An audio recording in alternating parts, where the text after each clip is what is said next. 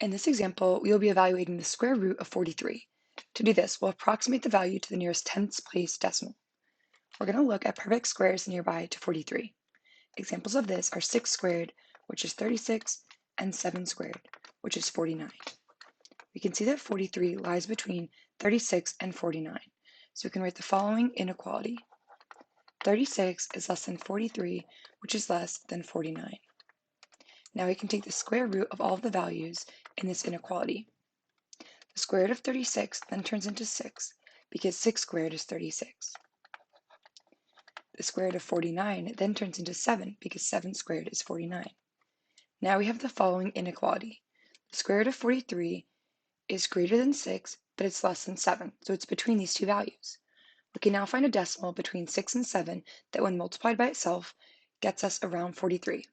Let's try out 6.4 squared, which is 6.4 times 6.4. 4 times 4 is 16, carry the 1. 6 times 4 is 24, plus 1 is 25, add our 0. 6 times 4 is 24, carry the 2, and then 6 times 6 is 36, plus 2 is 38. When we add these together, we end up getting 40.96, which we can see is close to 43, but not quite. So let's try 6.5 squared. 5 times 5 is 25, carry the 2, and then 6 times 5 is 30, plus 2 is 32. Add our 0. 6 times 5 is 30, carry the 3, and then 6 times 6 is 36, plus 3 is 39. When we add these together, we end up getting 42.25, which is very close to 43. So we can round this to approximately 43 and say that 6.5 squared is about 43.